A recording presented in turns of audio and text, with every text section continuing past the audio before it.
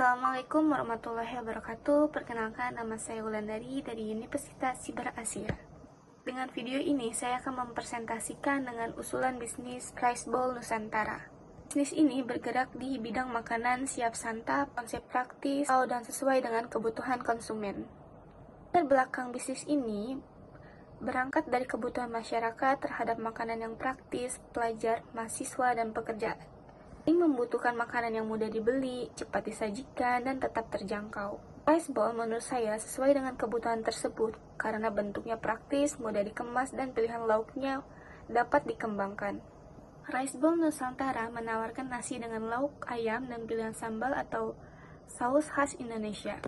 Berdasarkan data Badan Pusat Statistik, jumlah usaha menyediakan makanan dan minuman di Indonesia mencapai 5,88 juta pada tahun 2024. Data ini menunjukkan bahwa sektor makanan Indonesia memiliki pasar yang besar. Namun, jumlah usaha yang banyak juga menunjukkan adanya persaingan. Karena itu, Rice Bowl Nusantara akan fokus pada target pasar lokal, kualitas rasa, harga yang terjangkau, dan pelayanan yang tepat.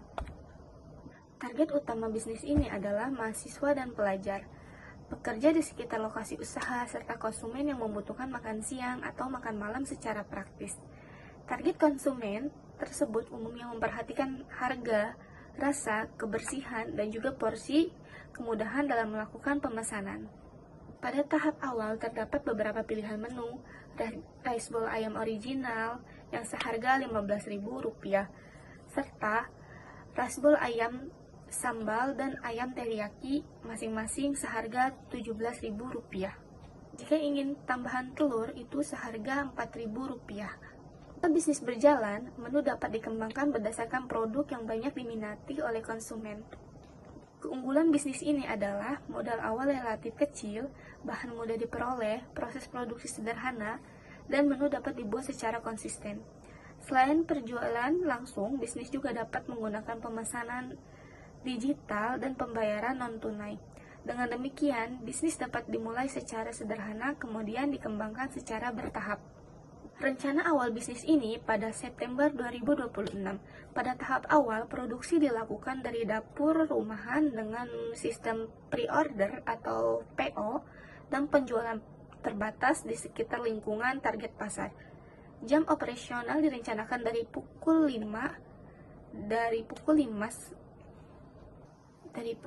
pagi sampai dengan pukul 8 malam. Itu pun bisa disesuaikan berdasarkan permintaan konsumen. Pemilik sekaligus pengelola bisnis adalah saya, Wulandari. Saya bertanggung jawab menentukan menu dan harga, mengatur pembelian bahan, mengawasi proses produksi, melakukan pemasaran, serta mencatat pemasukan dan pengeluaran. Apabila jumlah pesanan meningkat, bisnis dapat menambah tenaga bantuan. Modal awal direncanakan sekitar Rp3.500.000. Sumbernya berasal dari tabungan milik saya sendiri dan besar Rp2.500.000 dari dukungan keluarga. Sebagai simulasi, apabila rata-rata penjualan adalah Rp25.000 per porsi, harga jual rata-rata Rp17.000 dan usaha berjalan 26 hari dalam 1 bulan. Maka omset diperkirakan sebesar Rp11.050.000 per bulan. Jika total biaya operasional diperkirakan Rp8.500.000, maka laba operasional sekitar Rp2.550.000 per bulan. Angka ini merupakan simulasi dan perlu disesuaikan dengan kondisi nyata. Strategi pemasaran dilakukan secara online dan offline. Secara online, saya akan memfotokan dan memvideokan produk tersebut, melakukan promosi di media sosial, memberikan promosi pembelian pertama, dan membuat program pelanggan berulang. Secara offline, promosi dapat dilakukan melalui lingkungan sekitar, paket hemat, serta kerjasama dengan komunitas atau lingkungan kampus. Alur operasional dimulai dari pembelian bahan, persiapan, memasak, pengemasan, dan juga menerima pesanan, pembayaran, pengiriman, atau penyerahan. Pencatatan transaksi, hal yang sangat penting adalah menjaga kebersihan, mengontrol stok, menjaga ukuran porsi, mempertahankan kualitas rasa. Risikonya, setiap bisnis mempunyai risiko. Persaingan dapat diatasi dengan ciri khas, rasa, dan pelayanan. Kenaikan harga bahan dapat diatasi dengan mengevaluasi pemasok dan menyesuaikan menu.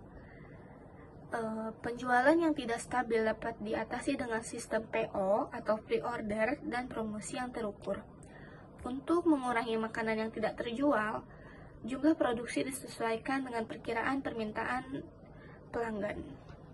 Kesimpulannya, Rice Bowl Nusantara merupakan usulan bisnis makanan sederhana yang dapat dimulai dari skala kecil.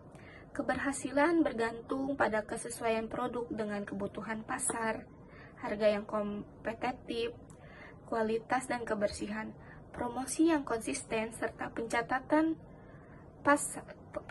keuangan yang disiplin.